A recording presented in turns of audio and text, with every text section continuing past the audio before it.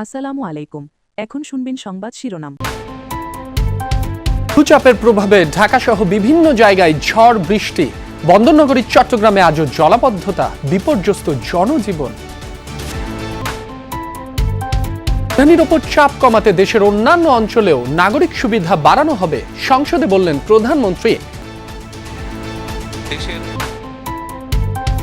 আন্ডারওয়ার্ল্ডের অন্তকোন্দলে শীর্ষ সন্ত্রাসী টিটন হত্যা, ধারণা পুলিশের। অজ্ঞাতনামা 7-8 জনকে আসামি করে বড় ভাইয়ের মামলা। এখনো কমেনি হামের প্রকোপ, রাজধানীতে বেড়েছে হাসপাতাল থেকে সুস্থ হয়ে বাড়ি ফেরার সংখ্যা।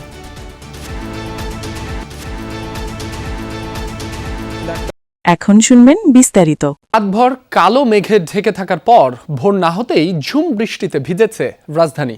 হঠাৎ এমন মুষলধারে বৃষ্টিতে কিছুটা স্বস্তি মিললেও সকালে ঘর থেকে বের হওয়া মানুষকে পড়তে হয়েছে চরম ভোগান্তিতে। এই বৃষ্টিতে সবচেয়ে বেশি দুর্ভোগ পড়েন অফিসগামী মানুষ ও শিক্ষার্থীরা। যারা ছাতা নিয়ে বের হয়েছেন তারাও তীব্র বৃষ্টিতে ভিজেছেন। বৃষ্টির কারণে রাস্তায় গণপরিবহন ছিল কিছুটা কম।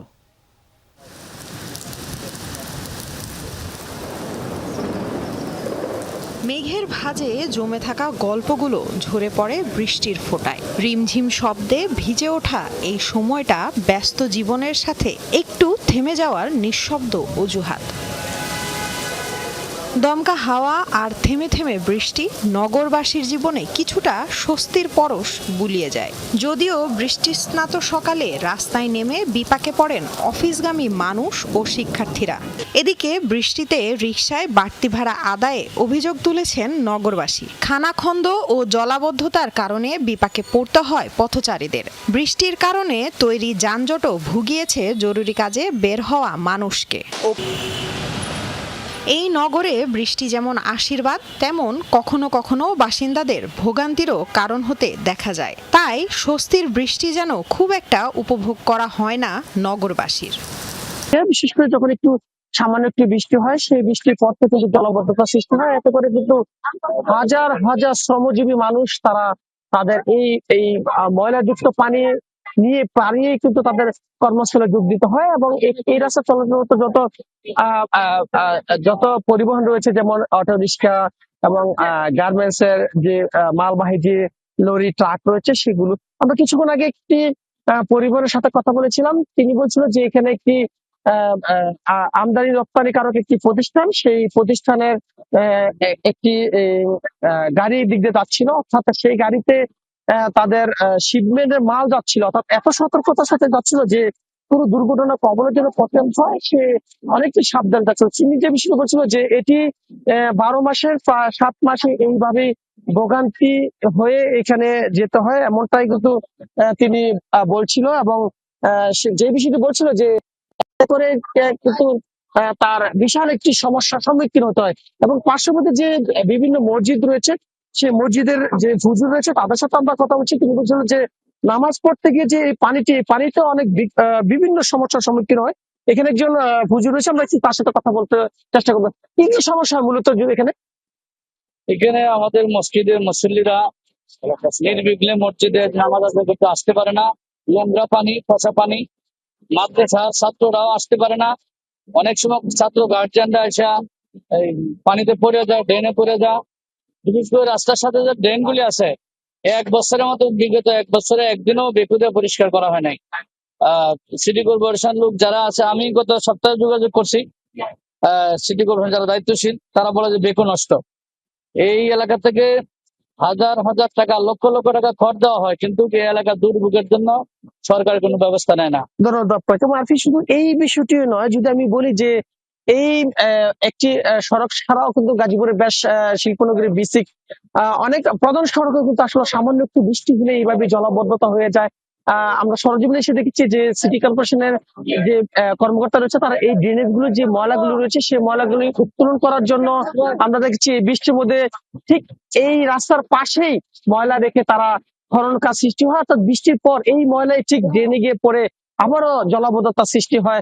অর্থাৎ বৃষ্টি হলে পানি যে আসলে তারা যে বিভিন্ন ভাবে যে পানিগুলো যে আসলে যাবে সেটি নিয়ে কিন্তু আসলে কোনো তেমন কোনো তৎপরতা দেখি না। অর্থাৎ এই যে পয় নিষ্কাশন বা ড্রেনেজ ব্যবস্থা যে সঠিকভাবে যে পানিগুলো আসলে এখান থেকে আসলে যাবে সেই বিষয়ে কিন্তু আসলে কোনো তৎপরতাই কিন্তু চোখে পড়ে নেই, যেটি আসলে স্থানীয়রা কিন্তু বলছিল।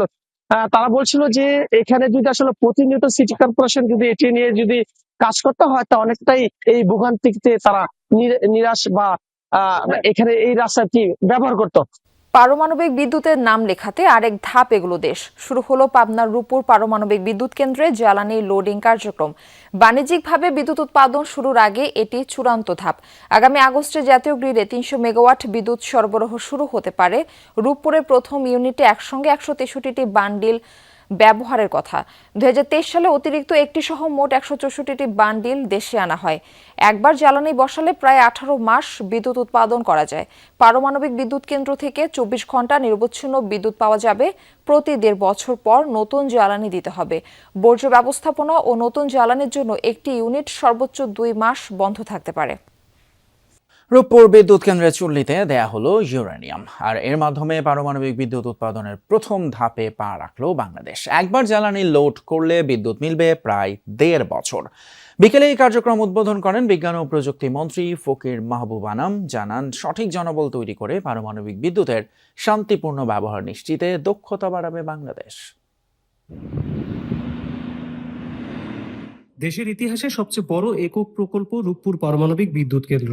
তেল ও গ্যাসের নির্ভরতা কমিয়ে পরিবেশ বান্ধব উৎপাদন নিশ্চিতে ইউরেনিয়াম ভিত্তিক এই কেন্দ্রের যাত্রা শুরু হয় ১০ বছর আগে। কথা ছিল দেশে পারমাণবিক বিদ্যুৎ উৎপাদন শুরু হবে ২০২৫ সালে, কিন্তু কোভিড মহামারী ও মুদ্রা ব্যবস্থায় চ্যালেঞ্জের কারণে সার্বিক কার্যক্রম পিছিয়ে যায় ১ বছর। অবশেষে মহেন্দ্র খান আসে মঙ্গলবার। এই দিনই প্রথম জ্বালানি হিসেবে ইউরেনিয়াম 235 লোডিং করা হয় রূপপুরে। প্রথমে ইউরেনিয়াম অক্সাইডের ছোট দানা দিয়ে তৈরি হয় জ্বালানি রড, পরে নির্দিষ্ট রিঅ্যাক্টরে অনেকগুলো রড একসাথে বসিয়ে তৈরি হয় ফুয়েল অ্যাসেম্বলি। সেখানে তৈরি তাপই ব্যবহার করা হবে বিদ্যুৎ উৎপাদনে। ১.৫ মাসের ট্রায়াল রানে যদি রিঅ্যাক্টরে ৩০% বিদ্যুৎ উৎপাদন করা যায়, তাহলেই তা যোগ হবে ন্যাশনাল গ্রিডে। উদ্বোধনী অনুষ্ঠানে এই ইউরেনিয়াম লোডিং সরাসরি বড় পর্দায় দেখানো হয়। শুরু হয় কাউন্টডাউন। রোজাটোমের মহাপরিচালক বলেন, বিদ্যুৎ উৎপাদনের নিরাপদ ও পরিবেশ বান্ধব পথে প্রবেশ করলো বাংলাদেশ। প্রধানমন্ত্রী তারেক রহমানের সঙ্গে সৌজন্য সাক্ষাৎ করেন রাশিয়ার রাষ্ট্রীয় পরমাণু শক্তি সংস্থা রোসাটম এর মহাপরিচালক এলেক্সেই লিখাচেভ।